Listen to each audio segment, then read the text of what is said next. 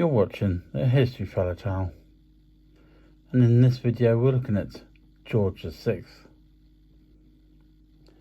George VI became king unexpectedly following the abdication of his brother, King Edward VIII, in December 1936.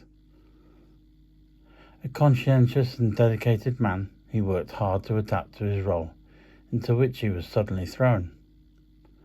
Reserved by nature and of deep religious belief, he was helped in his work by his wife. He'd married Lady Elizabeth Bowes-Lyon in 1923. King George VI paid state visits to France in 1938 and to Canada and the United States in 1939, the first monarch to enter the United States. His greatest achievements came during the Second World War, when he remained for most of the time at Buckingham Palace. The palace was bombed 9 times during the war. He and his wife, Queen Elizabeth, visited severely bombed areas in the East End of London and elsewhere in the country, which gained him great popularity.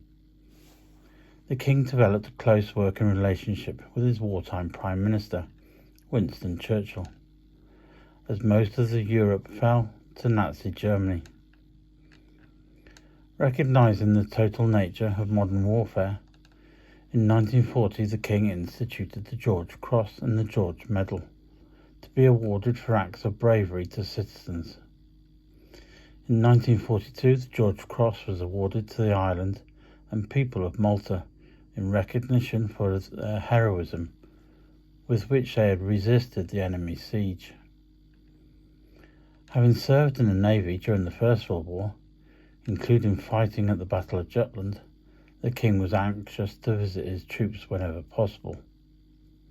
He went to France in 1939 to inspect the British Expeditionary Force, and to North Africa in 1943, after the victory of El Alamein.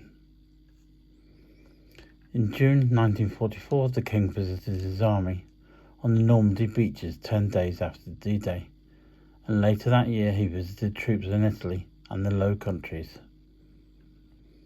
On VE Day, Victory in Europe, on the 8th of May 1945, Buckingham Palace was a focal point of the celebrations. The war had immeasurably strengthened the link between the king and his people. In 1947, the king undertook a major tour of South Africa, accompanied by the Queen and their daughters, Princess Elizabeth and Princess Margaret, the first time a monarch had undertaken a tour with his family. When India and Pakistan became independent in 1947, George ceased to be Emperor of India. Changes to the Commonwealth meant that its tie was no longer based on common allegiance to the Crown, but on sovereign recognition of the sovereign as head of the Commonwealth. These changes in the Commonwealth relationship and the social reforms of the post-war Labour government occurred against the background of Britain's weak post-war economic position and the beginning of the Cold War, which meant that the privations of war were extended well into the post-war period. By 1948, it seemed that Britain had overcome the worst hardships of the post-war years, but the strain of the Second World War and the tensions of the post-war period had taken their toll on the King's health.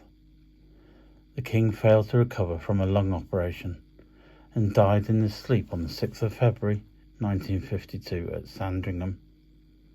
He was aged 56. After lying in state at Westminster Hall, the King's funeral was held at St. George's Chapel, Windsor, where he lies buried. At the King's funeral, attached to the government's wreath, was a card on which Churchill had written the phrase, inscribed on the Victoria Cross, "For valour."